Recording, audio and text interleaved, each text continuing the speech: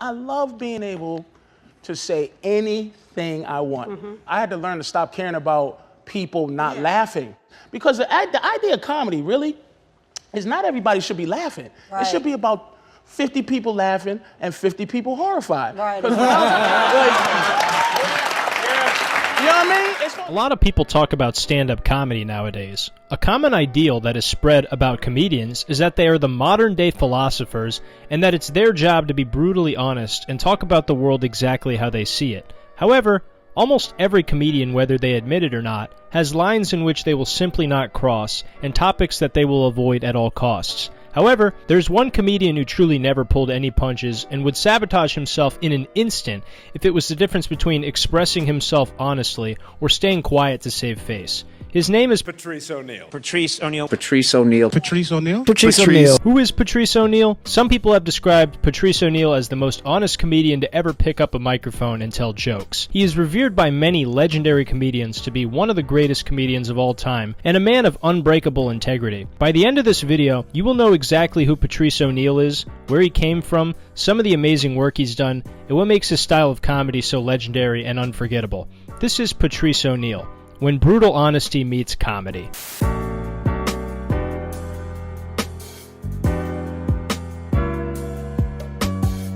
On December 7th, 1969, Patrice Lumumba Malcolm O'Neal was born in New York City. His mother was George O'Neal, but when it comes to Patrice's father, there is very little public information known about him and his whereabouts. Patrice also has a sister named Zinder O'Neal. Patrice's mother named him after Patrice Lumumba, who was the leader of the Congolese independence movement and also notably served as the first prime minister for the Republic of the Congo. And he received the Malcolm part of his middle name after civil rights activist Malcolm X. Despite being born in New York City, at just 1 year old, Patrice and his family moved to Massachusetts, where he would spend a lot of his early life. As a teenager, Patrice attended West Roxbury High School in Boston, Massachusetts. In typical Boston fashion, Patrice found himself on the receiving end of a lot of bullying from other students based on his name, but he stated that he took it on the chin and was incredibly thankful that it taught him how to be a man at an early age. Luckily for Patrice, his experiences in high school weren't entirely negative, because he found himself playing on his high school football team.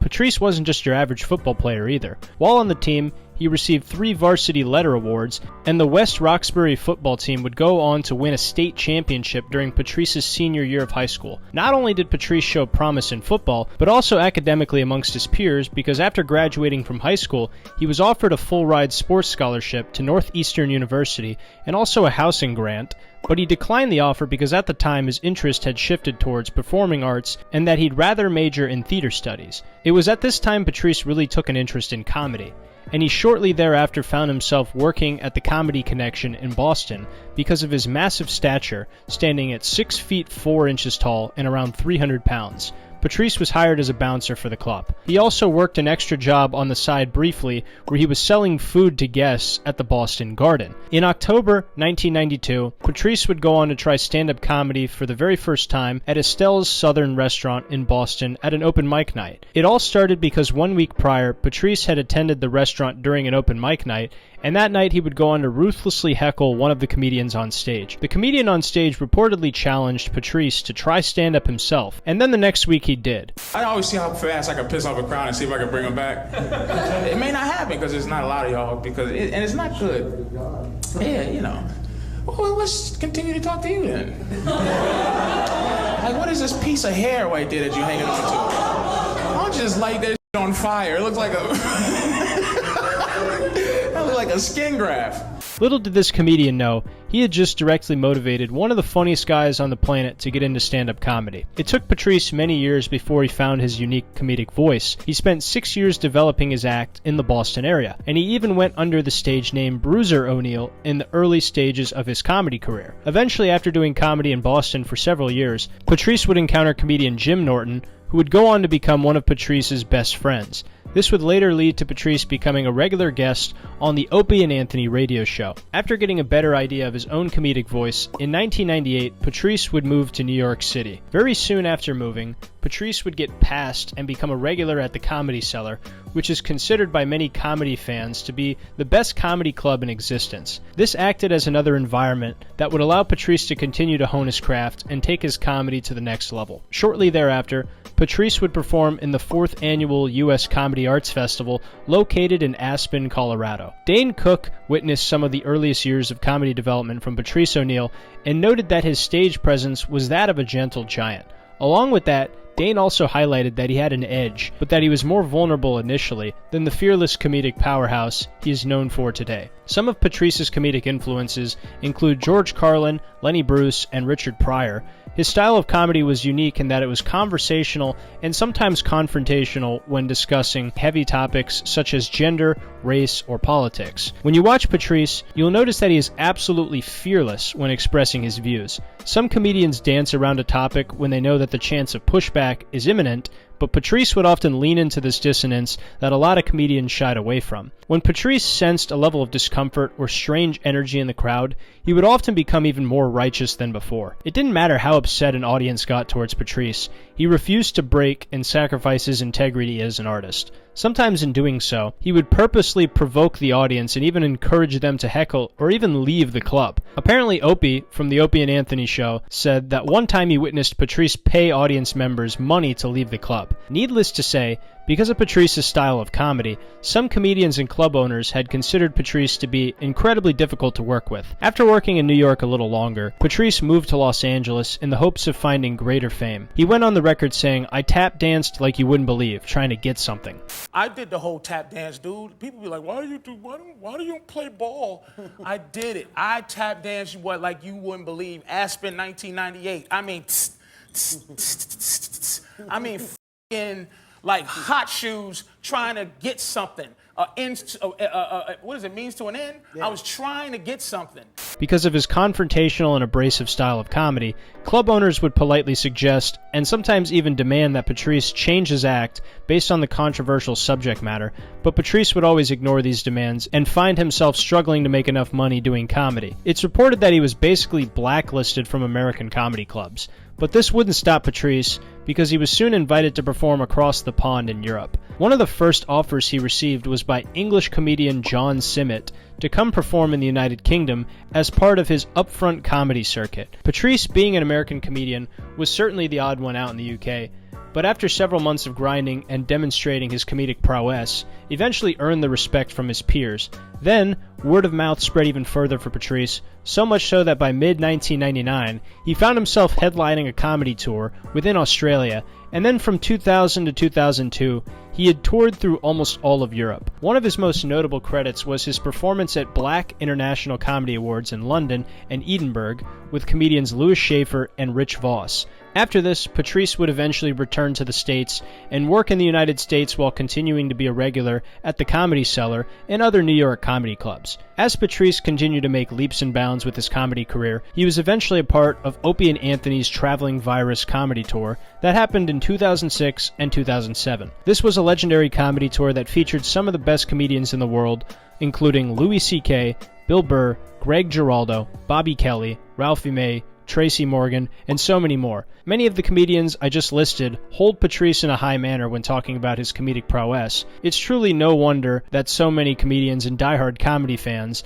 consider Patrice one of the greatest comedians to ever walk the face of the planet. But I'm a creep.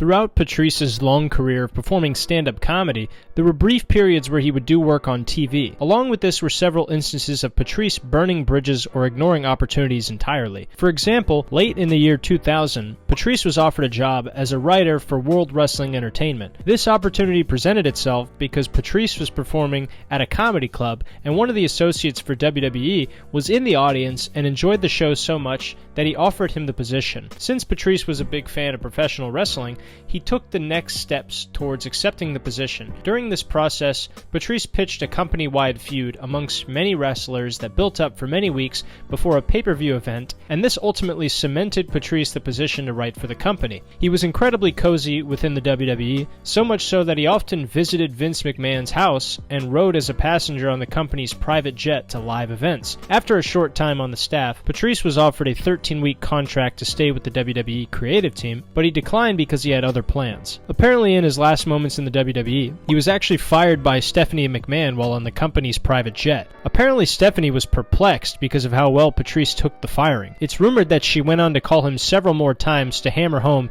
that he was fired, and Patrice just couldn't care less. This was not the first tie that Patrice had severed in his career, and good lord, it most certainly was not the last. Patrice had also been offered the opportunity to be an actor in Web Junk 20, The Office, and Arrested Development. He declined all three at the time, given that he was not super interested in acting. But eventually he did find himself making guest appearances on The Office and Arrested Development. According to actor Craig Robinson, Patrice didn't give a flying f*** about Hollywood, and he made that abundantly clear to everyone. Bro, Patrice could have, yeah, he would have and could have. He didn't give a f*** about Hollywood or The Office.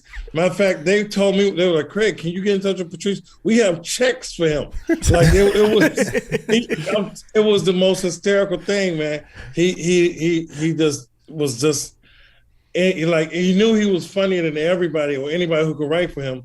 So I think he had a problem with with somebody lesser than trying to tell him what was funny. He was so awesome, man. But no, he didn't give a damn about being out there. So, however, Patrice was not equally indignant of all of his offers to be on TV, because in 2002, Patrice was invited by fellow Boston comedian and friend Colin Quinn to be part of the show Tough Crowd with Colin Quinn, which aired on Comedy Central from 2002 until its cancellation in 2004. This show was adored by comedy fans everywhere because of the roundtable style of entertainment featuring veteran comedians affiliated with Comedy Central and the New York City Comedy Cellar. The show featured many different comedians such as Greg Giraldo, Jim Norton, Rich Voss, Keith Robinson, and of course Patrice O'Neal. The format of the show would usually run with a monologue from Colin Quinn. Then after that, Colin would present a wide array of current events and topics for the comedians to discuss. Another important note to make is that the comedians were told to prepare material for each of these topics, so everyone had something funny to say. You would think that in a room full of comedians, it would be incredibly hard to take the forefront because everyone would be chiming in, but this was not the case for Patrice. This format allowed Patrice to stand out based on his ability to be brutally honest and direct when presenting his views on any social or political issues presented, all while making you laugh hysterically the entire time he does it. Patrice would dominate the show, and he would also call out any comedian on the spot if they were lacking. Some of the most legendary Patrice O'Neal moments of all time were on this show. One of my favorite Patrice clips in existence is Patrice calling out comedian Dat Phan when he did a hacky Korean accent on the show. Check it out. He's like, okay, we're just going to move it over to Iraq now. I mean, that doesn't do anything. I mean, it's like in Vietnam. It's like, what if they go, like, okay, the war is getting too crazy here. We're going to move it over to Cambodia. Yeah. What now? That worked out well. What would your mother say about this? Whoa! Did you just do your hack Korean mama as Osama bin Laden? Not Korean, he's Vietnamese. No, say last comic standing. No. Shut up, Dad. He was doing, wait, I'll explain. You were doing Pol Pot's, moving the wall, right? Pol Pot as your mama from last comic standing. Patrice was brutal and would not hold back for anyone. It didn't matter who you were. If Patrice had something to say, you were going to hear it whether you liked it or not. Another amazing moment on Tough Crowd was when Patrice was talking about breakups and how women force him to do a bunch of stuff he doesn't want to do in relationships. Here it is. Look, I've never had a worse breakup. They're all the same thing. Women try to force themselves on me and I get very frightened. Forcing me to call, forcing me to listen when they call, forcing me to watch the dumb shit they want to watch on television, forcing me to take them out, forcing me to wear what they think I look cute in, forcing me to play Xbox with them when they're not even interested in the game. They get pissed at why. Forcing me to cuddle afterwards, even in the summer. It's hot. I still love you. Look it. Look it, man. Ladies, if you want to know how to make your man happy, just think about what makes you happy and do exactly the opposite. When it came to the ladies and giving them their fair share of cooking, no pun intended, Patrice did not shy away for 1 second. He was absolutely immaculate. The last moment I'll share from Tough Crowd featuring Patrice is when he explained the difference between slavery and the Holocaust in the eyes of black people. I'm just going to let Patrice speak for himself on this one. You guys are phonies. Can I say something about the Holocaust, about black people and the Holocaust? And the Holocaust. If black people had one face to call the leader of race, like of slavery, like, cause it's too broad. We just hate too many of you. If you just made like one dude with a funny mustache and a big bike, like, he was the dude that made slavery. We'll be like, all right, we hate him. And then we can move on. Yeah. That's very smart. I'm telling you. What a hilarious angle to take. This is definitely a topic that most comedians would probably steer away from, but Patrice has this charisma and wit about him that allowed him to take these dark topics and tread somewhere that no one has ever gone in the funniest way imaginable. After Tough Crowd with Colin Quinn ended, Patrice would go on to guest star in several other shows such as MTV's Apartment 2F, Assy McGee, Yes Dear, and legendary comedy sketch show Chappelle Show. Patrice was also a regular on the Fox series TV show The Jury, and he eventually found himself being on another Comedy Central production. This time it was for an animated show called Shorties Watchin' Shorties, which featured him and comedian Nick DiPaolo as Baby Patrice and Baby Nick, where they would watch comedians on TV as babies and comment on the performances. This show was as absurd and hilarious as you would think, and many comedy fans enjoyed seeing the dynamic of Patrice and Nick, and along with them many other comedians like Dane Cook, Bill Burr, Jay Moore, and many more. In 2007, Patrice was offered a chance to be on the show Celebrity Fit Club, and hilariously, Patrice came out and said no because his career was more important than his health. Patrice went on to do some voice acting for Noggin's animated show called O'Grady's as the character Harold Jenkins. The show aired for 2 seasons beginning July 30th, 2004 and concluding on April 24th, 2006. Also in 2006, Patrice became the host of the show Web Junk 20 on VH1 for 2 seasons only. Patrice was offered the position to stay on as host for the 3rd season, but he refused to take the position. They even quadrupled Patrice's salary for the show, but he looked them right in the eye and said no because he simply didn't want to do it anymore. Talk about integrity. Then in 2007, Patrice wrote and starred in his very own web series known as The Patrice O'Neal Show, coming soon. This show was everything Patrice wanted to talk about, and the show featured his girlfriend, Dante Nero, Brian Kennedy, Harris Stanton, and Will Sylvince. Unfortunately for the world, the show did not last long given its inability to find a sponsor based on the show's offensive and highly confrontational nature, mixed with Patrice's refusal to change the themes of the show. He then went on to guest star in another mockumentary-styled web series called Break a Leg, which was created by Yuri and Vlad Baranovsky, and in the show, Patrice played a life-size version of Gary Coleman. Then in 2005 to 2007, Patrice guest starred as a warehouse worker on The Office. Considering the size of the audience this show has amassed over the years, it is reasonable to assume if you're someone who feels like they've seen Patrice before but you haven't watched any of his stand-up comedy, there's a good chance this is where you've seen him from. It's also well known that in March 2010, Patrice secured a deal for a comedy special with Comedy Central, but he also had a script prepared for a reality TV show that never saw the light of day titled Patrice O'Neal's Guide to White People. Apparently he got the idea for this show when he interjected into a conversation between 2 white guys while there were guitar riffs in the background. And this honestly sounds like it had the potential to be one of the funniest shows on TV. Unfortunately for the world of comedy, the show was canceled before it filmed, and we're all left wondering as fans what could have been. Soon after this, we got one of the most iconic Patrice O'Neal moments in TV history. In 2011, Patrice performed as one of the comedians on the Comedy Central roast of Charlie Sheen. He was beyond excited about this role based on his level of respect and admiration of Charlie Sheen, and he really wanted to express these feelings in person. For the roast, Patrice wrote a bunch of jokes to use while he was on the plane ride over, but then ultimately, the day of the roast, he decided to go completely off the cuff. It was truly a sight to see. Patrice delivered some of the funniest and most unique roasts that we've ever seen on a Comedy Central roast. Like, I didn't know William Shatner was gonna be quasi, like, an old racist man, like, but I think he might be racist because his hair plugs look like black girls' hair. Like, nobody should fucking know Anthony, I refuse to learn his last name. As a fan of Mike Tyson, I love him, and I don't mean, I love you, man. I'm just disappointed and hurt at how much comfort white people have around you now. I don't like it. I love that you stood up to what you thought was wrong, and I'm impressed by you, and I wanted to say that. So, thank you, man. Thanks for having me. Y'all take care. Thank you.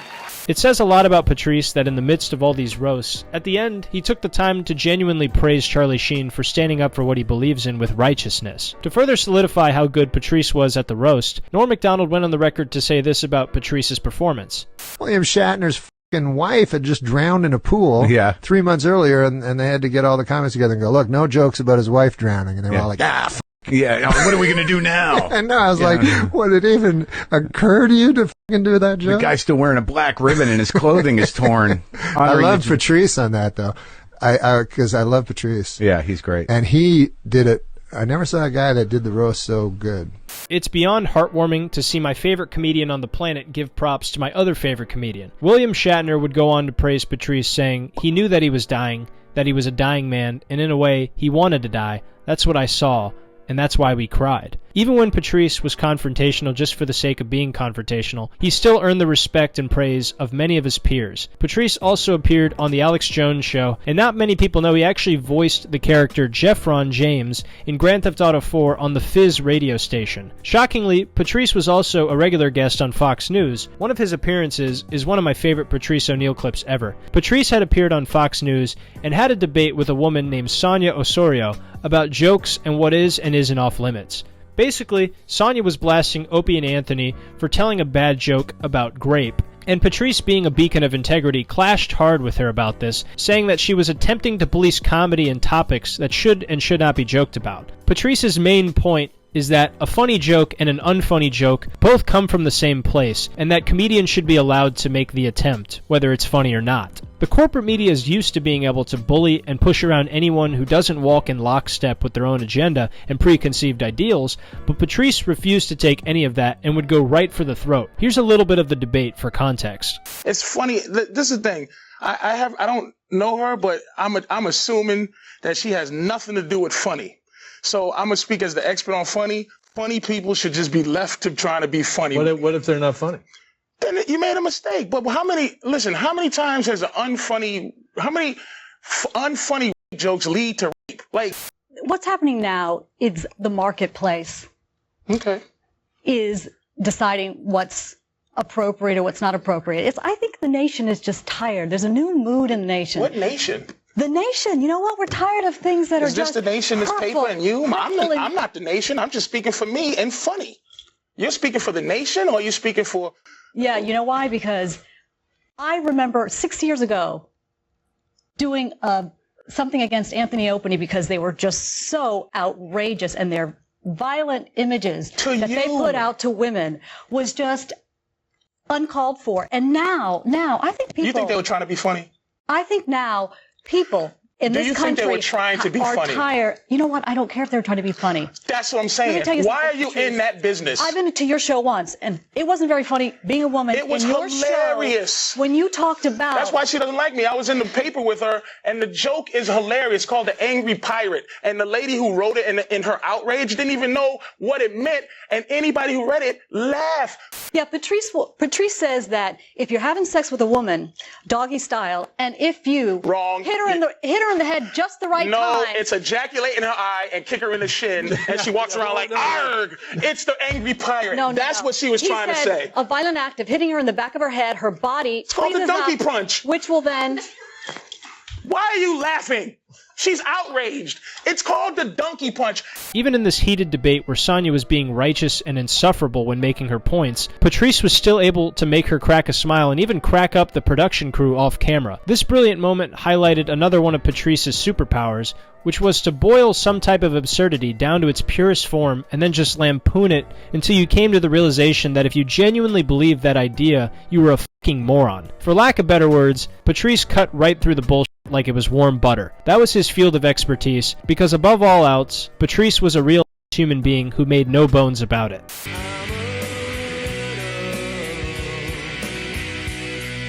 When talking about Patrice O'Neal, a lot of people know him for his stand-up comedy, but the radio was his absolute bread and butter. Stand-up comedy was an amazing outlet for Patrice, but there's only so much time you have on stage. That limit does not exist when you are on the radio. That's why there's only so much footage of Patrice performing stand-up comedy, but when it comes to his radio content, there are hundreds of hours you can find on YouTube. And I'm not even exaggerating. You can probably find thousands of hours if you were to truly scour the internet for every last drop of Patrice O'Neal content.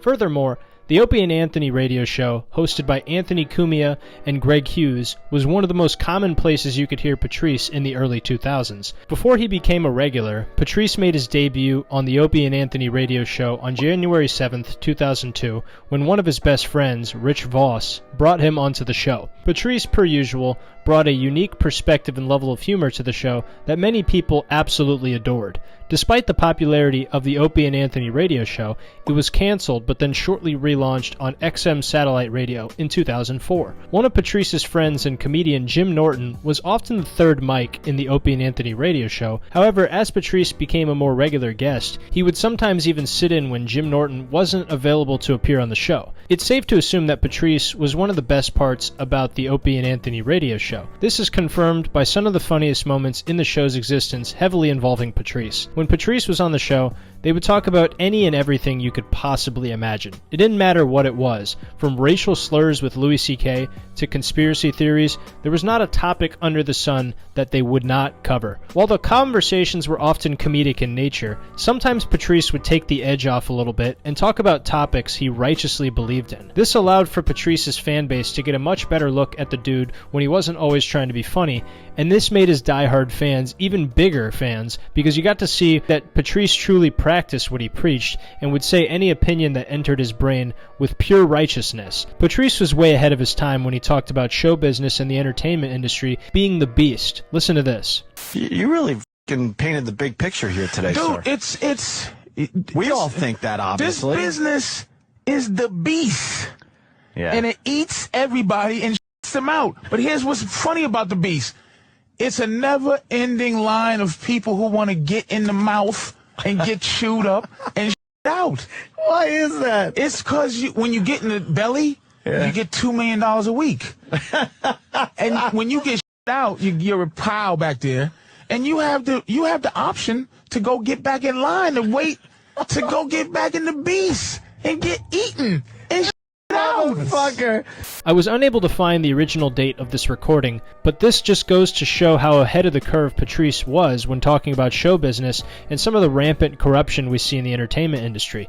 What really stuck out to me is the diction he used. He called it the beast. If you're a big fan of stand-up comedy, then this terminology might ring a bell and remind you of someone. Because in 2020, Dave Chappelle released a short stand-up comedy segment that went by the title Unforgiven. If you recall this, Chappelle discusses how when he was a young man and coming up as a comedian, that he was taken advantage of by the producers at Comedy Central and Viacom when he was making The Chappelle Show. They influenced a young and vulnerable Dave Chappelle to sign a contract that would sign the rights of his name and sketch show to be used by Viacom in perpetuity throughout the universe for money. One quote he said in particular was this.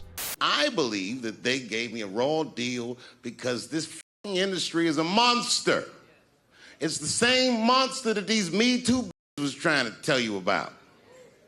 But they hate the monster for how it fucks, and I hate that monster for how it eats. But my God, man, it's the same monster. Patrice called the industry a beast over a decade before Chappelle did. I find that truly remarkable, and I think it demonstrates the point exceptionally well that besides just being funny, Patrice was also a very intelligent and poised man who would not fold on his integrity. He also went on to say this in the same interview about the beast. What part of the beast do you want to be in? Kind of in the esophagus? I'm not even. You don't want to be in the belly, right? Let me tell you something. I didn't even get to the beast yet because I'm 20 years. Yeah. See, when the beast pick you up to put you in your mouth, you shining. People see you.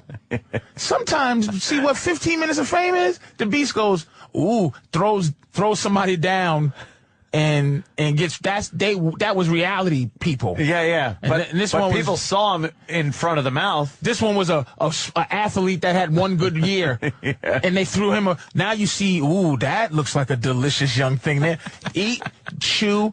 In that clip, we get to hear Patrice talk about how he was never picked up by the beast and how he never really got into the limelight. In addition to that, he talks about rooting for people like Charlie Sheen and Mel Gibson as the underdogs in Hollywood. He even takes it a step further and dials in on the fact that Hollywood tells the collective masses who to hate and who to like. That's why I love Charlie Sheen so much. He was in the belly. When you're making $2 million a week doing anything, you're in the absolute belly. And for that fucker to betray his position in the belly, to actually give the beast indigestion was spectacular. He was a martyr.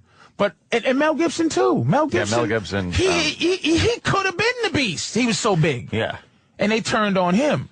You know what I'm saying? So anybody that gets that deep and turns on the beast, man, you gotta root for him, no matter what, because they're martyrs. Because no one's gonna stand up for him. And then Hollywood, they tell you who to hate. In addition to that, Patrice is an outspoken free speech absolutist who thinks everyone should have the right to speak their mind. Not like modern day free speech where you invite all the speech you like and try to censor all the speech you don't like, but a true warrior for free speech. This goes to show even more so how Patrice had real integrity, that he would not bend under any circumstances, and how he would fight for anyone's right to say anything, even if it's something he personally did not like. He also got very serious at times when talking about men, and how men should live their lives with righteousness, and how you should not chip away at who you are as a man just to get laid. So for an older dude, I'm going on 40. That's not old, but it's old. I feel old. And I think that we should stop making sex so important. Like, we should start making money, making our ability to make a woman have an orgasm important. Like, because to be quite honest, it's more important that I be good in bed than she be good in bed, because it's harder to make them feel good. So basically what I'm saying is stop selling off all your soul for some ass. But you can do that psychologically as a young man. I do it naturally. I'm just done. My girlfriend's gorgeous, and I'm like, it's been a good run. Listen.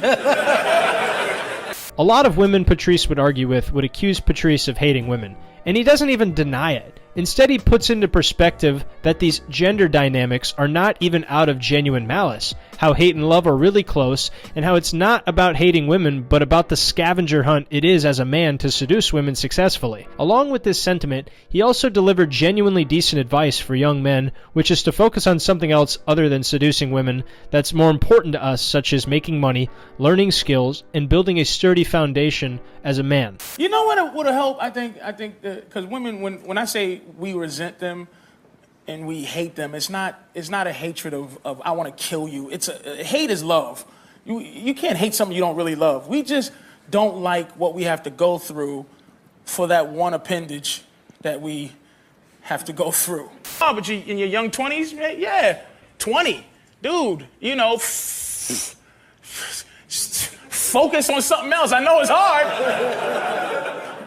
But that's what it'll do. It'll keep your head clear, man. It will. This type of philosophy and ideology actually reminds me a lot of the modern day red pill / dating community. However, Patrice isn't trying to sell you anything or make a quick buck off of you while delivering the message. Certain members of the modern day red pill community package their message a certain way with the sole intention of profiting off of you, but based on everything we know about Patrice O'Neal thus far, we as listeners know he's giving this advice to simply try and help people, which just goes to show further that Patrice is a real human being. While Patrice had his fair share of serious moments, he was also a comedian trying to entertain people, and he did this job on the radio show exceptionally well, with countless moments of legendary dialogue. One of my favorite moments with Patrice on the Opie and Anthony radio show was when they had on Sacha Baron Cohen as a guest while he was playing his famous character Borat, and we got to see Patrice and Borat riff back and forth while cracking each other up the entire time. Look at this man, he is a big...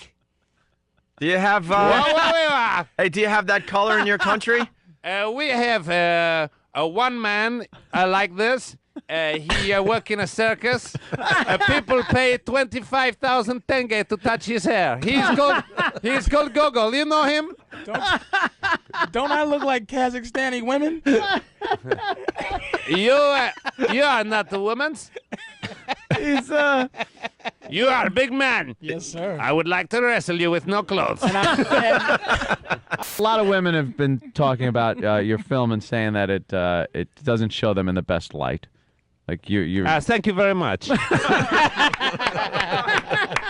You know it's a good moment when the top comment is this. I love how Patrice battled Borat's satirical racism with actual racism. What an amazing observation. Another absolutely hilarious moment was when Patrice absolutely destroyed Ellen DeGeneres, her terrible show, The View, and the brain-dead gang of idiots in America who actually enjoy the show. I'll let Patrice say his piece. Fucking America eats this shit up. Yes, but I don't know if they really do. I mean, I look at this and go, wow, are women that dumb? This is what they find entertaining? A older lesbian dancing every day? Ones in the audience seem to, because they're clapping and dancing. There's an underbelly of something that I just don't understand. I just don't think people are looking for that, but they are, man. Tyra Banks and this show and The View. I watched Tim. My mother came to visit me for, Thanksgiving.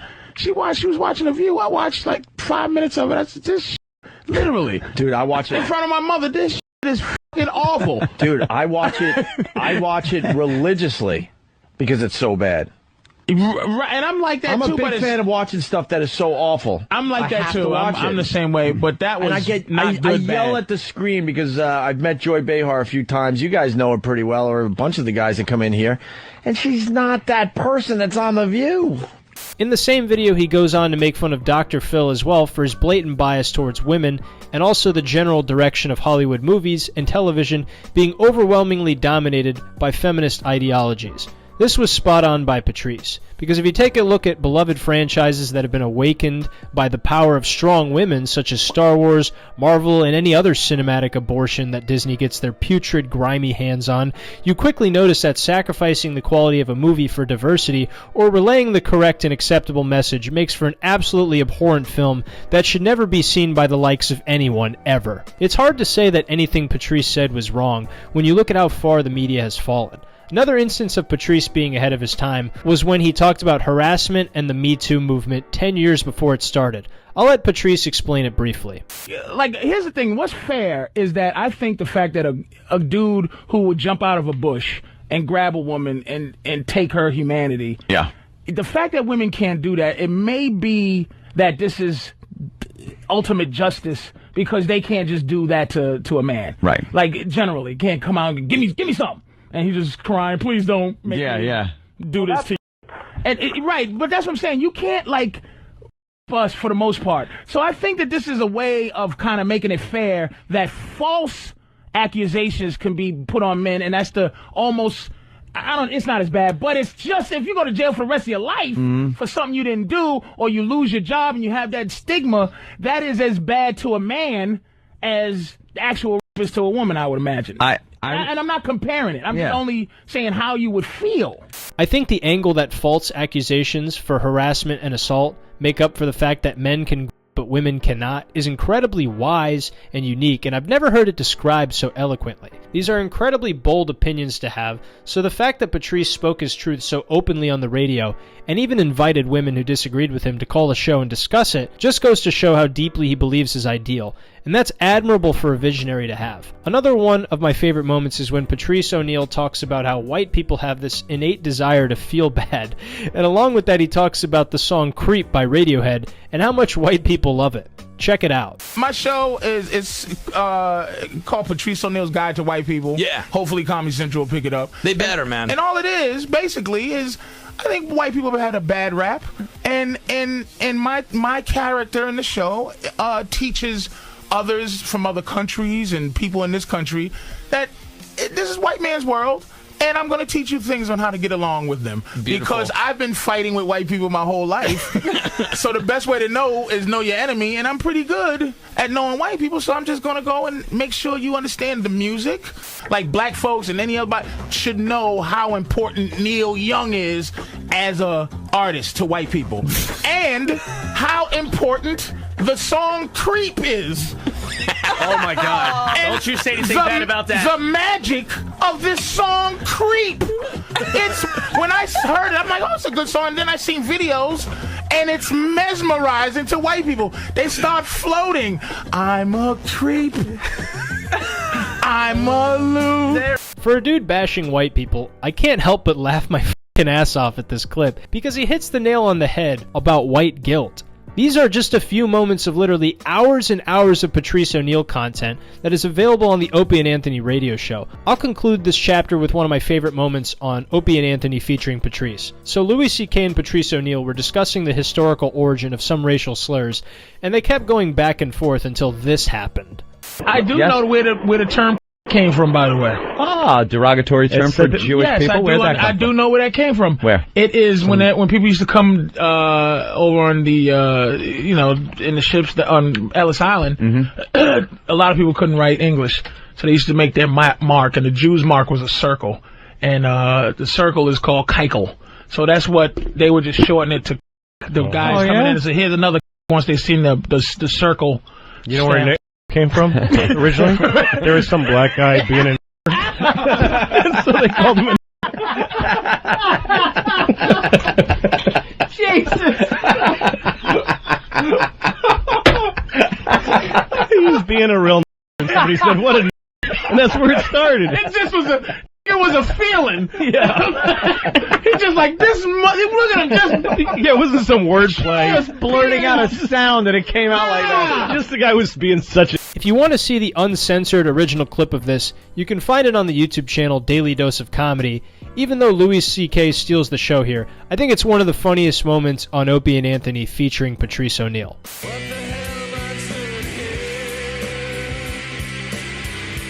While Patrice thrived on the radio, the Opie and Anthony radio show was only a piece of the puzzle when it came to discussing some of his most legendary moments on the air. In 2006, Patrice started a relationship advice show on XM Radio that was originally titled Management, but for obvious reasons, the show had to change its name. It then became The Black Phillip Show, which is a reference to Dr. Phil's show. The show featured comedian Dante Nero and a rotating cast of female comedians.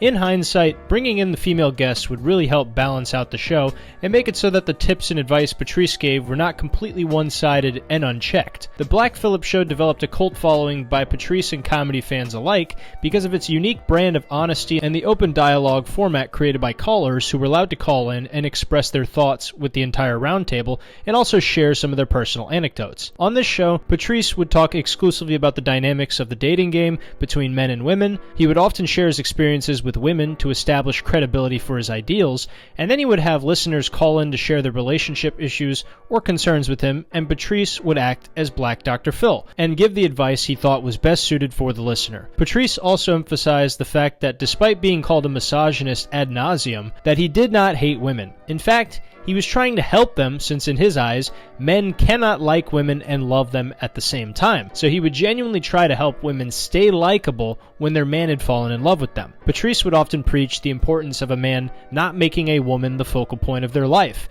and how they should simply complement a man's life. Answering calls led to some of the funniest moments on the Black Phillip Show. Here's one of my favorite moments. Patrice, you're full of bullshit. Mm-hmm. Mm-hmm. You know that? Yeah. I hate to tell you something. There are men, like Anthony said just a little bit ago, that do love each other with women and are very kind, because my husband happens to be that way. And that's why you're such the pleasant animal you are now.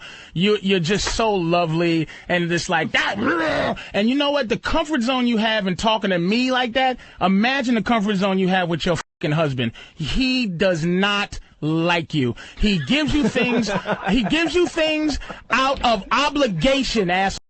My girl would never get on the fucking phone and talk to other soldiers with your fucking voice, because she knows that, you know what? The only thing keeping motherfucking men from running is the fact that we let you talk. Like the fact that I'm allowing you to just talk to your husband, lets you get up and go, honey, get up, come to bed, do this, go feed the this, go take care of that. And he goes, okay. And you know what I would say to you? Shut your fucking mouth. You know what? I'm 36. Who the are you talking to? That's what I would say to you. And then what would you say? You're bullshit. That's all you would say. You would understand that the power that you have is the power I let you have. All right, give Janet a second. Go ahead, Janet. No. Hey, I happen to be 31, so is my husband. So this woman angrily calls in, tries to put Patrice in his place, and within a couple seconds, he completely disarms her with pure logic, and then he goes on the offensive after she runs out of ammo. Then you can hear at the end when Patrice comes at her, she starts to back off and go from the aggressive tone she had early on to a submissive tone. Then the rest of the argument, Patrice has her number because he just casually explains why she's wrong while making people laugh the entire time. An absolutely outstanding display of how to own the room when somebody is being rude to you. A less hostile moment where Patrice shined was the very first episode of The Black Phillip Show, which featured Kathleen Roll. In Patrice's own words, he likes her because she's a female who uses rationale. About 18 and a half minutes in, Kathleen talks about how she's unique and not like other girls, and Patrice immediately checks her and goes after her in a playful way that makes Dante laugh his ass off. Check it out. I don't know. I don't do that. Whatever I think generally comes flying out of my mouth. Now, who's the proof that you don't do that, Kevin? Because I find that hard to believe. Okay. Because you're a girl. Really? You're having trouble saying what you feel now. You're going, because she's bumbling over her words because she wants to, exactly, it's her other half. Dialogue. Let me tell you what's going on. If you're listening, I would not. If I wanted to watch TV, I would say, could I lay where I could see the TV? Here's what happens. Shut up. I would. I don't understand why anyone wouldn't. You don't, and stop. Because I've had conversations with you. You do a lot of this. Like this is. You ever talk to Kathleen? The one thing that bugs me is she goes, because she's trying to find the right thing to say. You're less emotional than most because you have a few personalities. Kathleen is like a chick dude, and she's in constant. I'm not both like sides. Her masculine and feminine aspects is always at odds. Right. While confrontational in nature, Patrice is simply expressing the truth as he's observed it, but Kathleen doesn't lose her cool or feel attacked because of how much tact Patrice has with his honesty, and he does this all throughout the entire episode, and all of the episodes follow this format. Patrice also talks about the importance of not caring in a relationship often, and how if you stop caring, then women don't operate. It's actually an incredibly funny sentiment to listen to him explain this. Women don't when we don't care, they don't function well. Just don't care. Let her f a geek. Tell her I want to f this hot chick. Well, I want to f the guy who plays Shaggy in the Scooby-Doo movies. Well. Make her wear this f***ing Shaggy f***ing wig and f the shit out of him, pumpkin. Call me crazy for not wanting to play that game. I just don't want to play that fucking game. You in love. Thank you, Paul. That guys, man. That's all the point I was bringing up. No matter what relationship you're in, there's those questions they're asked. There's no right answer. You have to admit, as messed up as it is, he's telling the God's honest truth. The Black Phillip Show was just another platform for Patrice to display his righteousness in an often comedic manner. Another point Patrice made on the show was if you treated a woman like royalty, that she would not like it. Listen to this. She's abusive. No comment. Yeah. She calling in trying to act like she wants tickets. She was calling in because he's about to get a drop of self-esteem, so she had to call in to make sure that she's going to subjugate his soul again. Did you treat her too good, Bear? She likes being treated like garbage. Luis, her last name should be Fletcher. I'm telling you. You hear her silence? Joke. And you see that's what she came up with? You like to get smacked around, don't you there, Wheezy, or whatever your name is. Dude, Bear, I'm going to tell you. Look at him. He's protective of her. Get out of that zone, Bear. I'm telling you, dude. Bear finally lost his stutter, and she came in yelling, and he got it back. Yep, and he's sitting there. She just subjugate. Oh, I want tickets. Oh, you call right at when your husband's on the radio for tickets? Why not yesterday? Why not the day before? Did you call? No. Why don't you go pet your cats? And I hope you love y'all. Bear, if you hang out with me, dude, you'll forget about you. I'm telling you. Stop what you're doing, dude. Despite people saying otherwise, I would say Patrice gives a reasonable thesis for why he believes women respond positively to being treated badly. I don't find myself agreeing with every single point he makes, but I have a deep respect for his ability to articulate his philosophy clearly, concisely, and correctly. That's a gift many people have yet to figure out in their lives, is how to speak effectively despite any opposition that one may encounter. Despite its success, eventually the show ended when XM and Sirius merged to become Sirius XM. And with this, the management was unable to reconcile budgets for the Saturday night radio show. After the Black Phillip Show ended, Patrice O'Neal made an appearance on the WTF podcast with Mark Maron, where he spoke openly and honestly about many of the issues he was very passionate about, but this is one of the last notable radio appearances that Patrice ever made.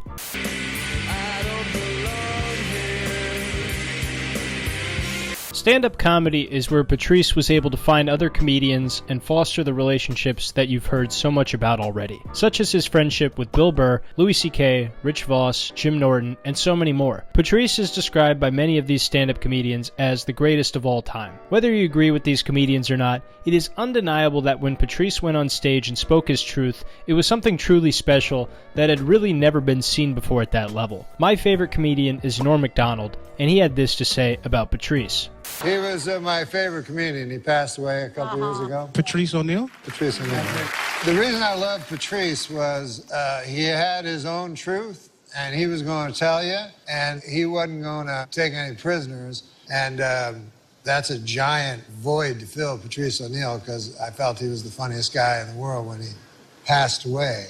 If no other comedian said anything about Patrice, this would be enough for me to realize that Patrice is something truly special. One of the worst tragedies in comedy is the fact that we never got to hear Patrice O'Neal and Norm Macdonald in the same room talking about comedy, because in my opinion, there are no comedians better and more unique than those two. Patrice O'Neal did not have many comedy specials. In fact, his first ever comedy special was a half-hour special on HBO's One Night Stand, October 7th, 2005. Patrice covered all the topics you'd expect him to, from men and women, race relations, airport security, and much more. As good as this special was, comedy fans were foaming at the mouth for more Patrice content because of how unique he was on stage. Unfortunately, it would not be until 5 years later that they got to see Patrice do a full-hour special. Patrice got passed at the Comedy Cellar in 1998, but it was not until 2010 when Patrice recorded his first and only hour comedy special with Comedy Central titled Elephant in the Room. The way Patrice received the opportunity is quite special because New York City comedian and longtime friend Dave Attell had praised the ruthless and hilarious nature of Patrice's material to his manager, and then this led to his manager discussing the production of a special with Comedy Central. The special was incredibly funny and brilliant in every conceivable way. To open the special, Patrice walks out onto the stage and wastes no time before commenting on a woman in the front row of the audience who had huge breasts. And right after that, he walks over to the left and sees a black guy with what he describes as a top-shelf white woman. Thank you. I'm thinking one in particular pair of titties in the front row. Congratulations to you, my friend. Look at that white woman you're with. God damn. Black women get mad at that, but that is top shelf white woman right there. Fucking hilarious. A lot of comedians, when shooting their specials, will come out and start with one of their best jokes, so that way they can get the audience on their side from the get-go. But Patrice took a much more risky approach and came out guns a-blazing and riffed with the audience for the first 5 minutes. This is a pro move for any comedian to make because it is very high risk compared to saying a joke that you've been saying on tour for 40 weekends in a row that's all but guaranteed to work. Patrice then goes on to talk about a wide array of topics, including his declining health, football, relationship dynamics between men and women in the workplace, and on top of that, we get to see one of the most dominant handlings of a heckler in a comedy special. While Patrice is doing some crowd work, this woman snarkily says, "You have to make me laugh," and Patrice rips her a new one. Watch this. I'm sorry, say that again? Go ahead. You have to make me laugh. No, don't even go, That's what I knew she was gonna say. That's the face she has. And that's what you deal with. Who's gonna make your miserableness? That's not my job to pull your misery from inside your gut. I don't know what happened to you. I can't make the things you're still dealing with from when you were 6 come out in laughter. Everybody else is laughing and she goes, "You have to make me laugh." The fact that laughter's contagious should help you dead on the inside. That's you. Every comedian has a unique way of trashing people who are heckling in bad faith. George Carlin hopes for a heckler to perish in a car fire. Louis C.K. calls you a daft cunt. But Patrice carefully psychoanalyzes who you are to your fucking bone marrow, and then verbally decapitates you for being the miserable piece of shit you are who heckles at a comedy show that you know is being recorded as a live special. The best part about that was the whole time this woman is being slaughtered by Patrice, her boyfriend is sitting next to her the whole time just eating it up like a child with a tub of chocolate ice cream. It takes a special type of comedian to roast your significant other right in front of you and do it so well that it actually makes you laugh your ass off, despite them having the most putrid and foul look imaginable on their face. Patrice then ends the special by walking off to a standing ovation, and it would only take a few months for the special to be edited and released with an uncut version on February 19th, 2011. This would go on to be the last special Patrice ever recorded. Many comedians hold the special at a very high regard and consider it one of the greatest comedy specials ever recorded. To my surprise, apparently there was another comedy special named Patrice O'Neal Live that Patrice had recorded in 2002, but it hadn't been released until 2 years ago on the YouTube channel 800 Pound Gorilla Media. The special is only 28 minutes, but I assume it was released near the time that Comedy Central produced the documentary Killing is Easy, which was a documentary made to share the tale of Patrice O'Neal's rise to fame. If you would like to watch this special, the full video is available on YouTube, as well as the full special Elephant in the Room on YouTube. If you'd like to watch Killing is Easy, you can watch that on Comedy Central's website. All in all, Patrice left a legacy behind in stand-up comedy that will not be forgotten anytime soon. I wish I was special. This wouldn't be a proper comedy documentary if we didn't share some of the classic stories that comedians have told about Patrice O'Neal. You'd probably figure that a comedian of Patrice's reputation has numerous stories about him, and you'd be right. One of my favorite stories is a story that Bill Burr tells his audience on the Monday Morning Podcast about how Patrice would deal with women leaving stuff at his house.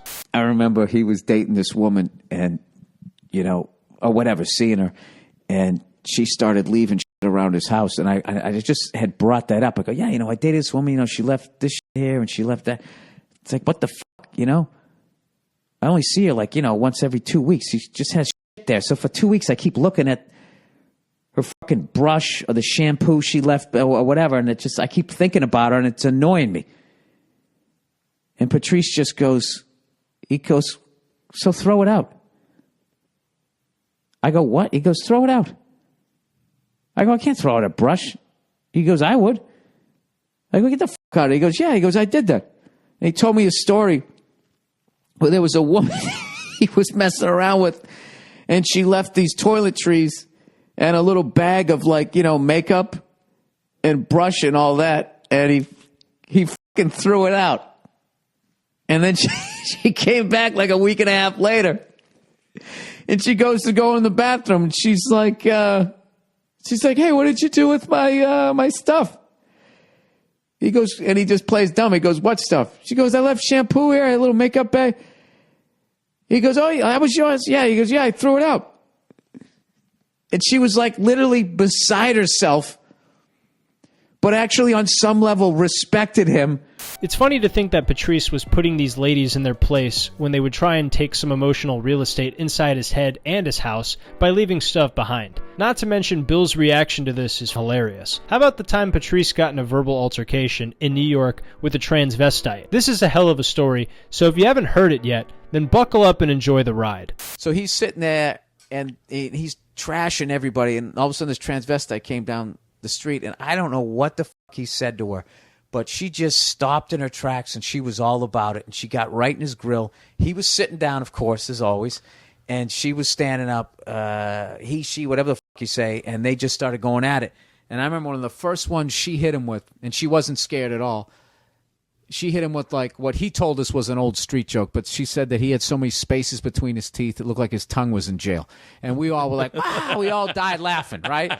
And Patrice goes, that's a stock line. And he sized her up in 2 seconds, was like, all right, so this girl, she knows a bunch of fucking street jokes. So what he did was he threw a light one, an easy one. And then he just Ali, laid back on the ropes, let her get her next 3 I bought a Snaps book. Yeah. And then he just started in on her and fucking just totally turned, because I was like, oh my God, Patrice is going to lose to a fucking transvestite. This is great.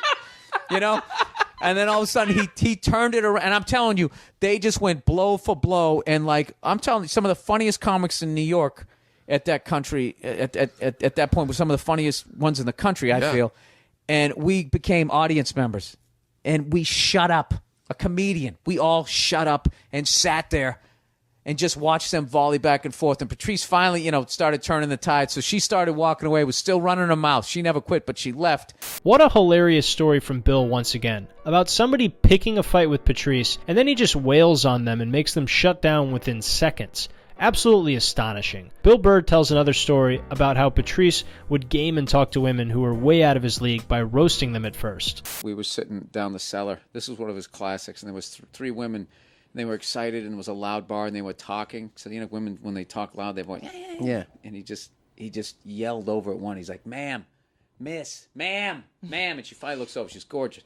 And she's like, what? And he goes, your voice. She goes, is it loud? And he goes, it's piercing. And we just started laughing at her. And it took her a second to regroup. And I don't know what happened. 5 minutes later, all three of them, gorgeous, are standing around Patrice. And he has them auditioning to see who has the best phone sex voice. And they're doing it.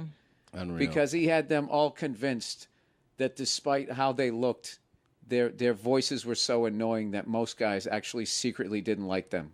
It takes an astonishing amount of confidence to approach a woman for the first time by roasting them, and then by the end they're yearning for your validation. Patrice was just a dominant force with anyone who was near him, and it made him incredibly special to comedians and regular people everywhere. These are the only stories I'm going to mention today, but there are many more stories about Patrice O'Neal that you can find on YouTube.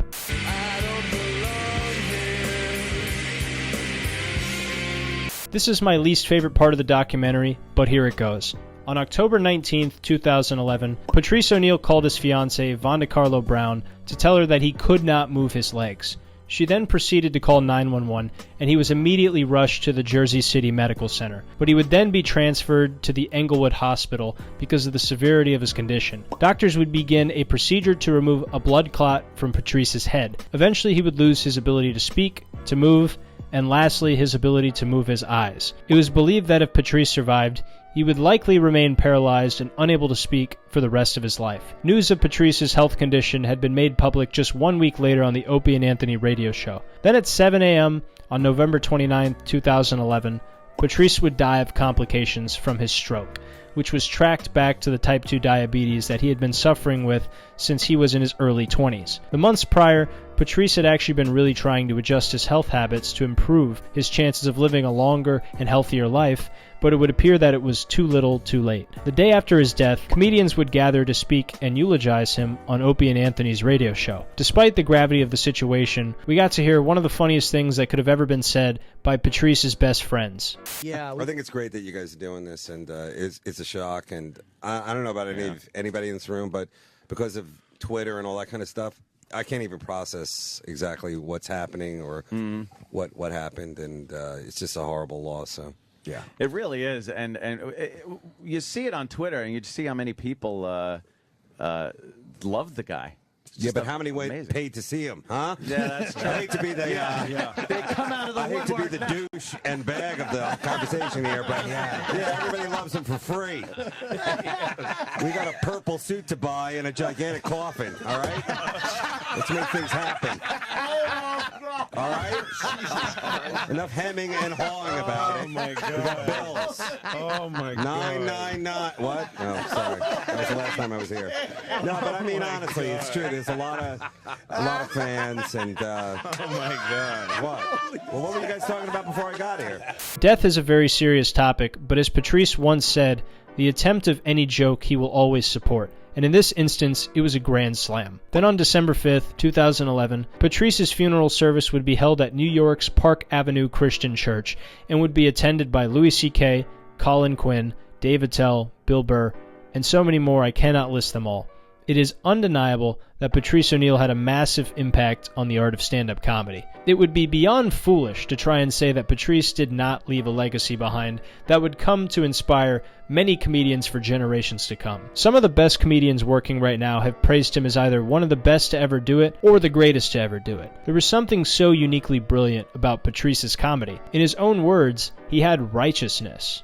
To answer your question, what I'm trying to do is be righteous. And when I say righteous, I don't mean God, God righteous. I mean, just when I wake up, I know I was honest to myself. You know what I mean?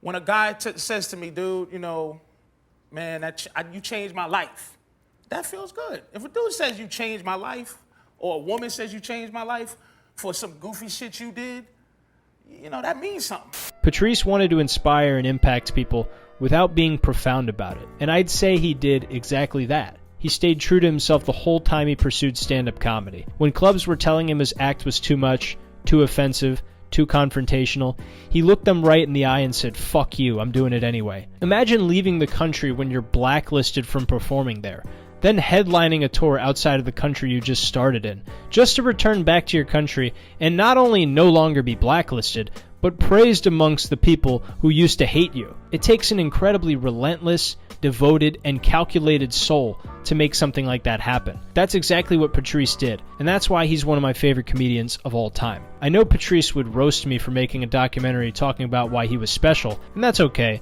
I would invite it with open arms, because that's who he is, and it would be a privilege to be roasted by one of the funniest and coolest comedians to ever live. If you want Patrice's legacy to live on, you can help do that by sharing this video with a friend. This has been Patrice O'Neal, when brutal honesty meets comedy.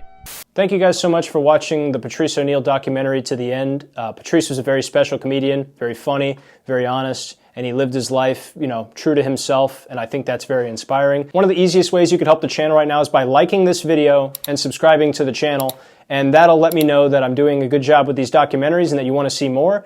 And also, if you want to take it to the next level, you could become a member and for as little as $3 a month support me in producing quality content that you guys can enjoy. But once again, just subscribing and liking would be enough. I really appreciate you guys coming through and watching this video to the end. I put my heart and soul into it, and in the beginning it was my little project, and now it belongs to you. So thank you so much for watching to the end. Take care of yourselves, God bless, and I'll see you in the next one.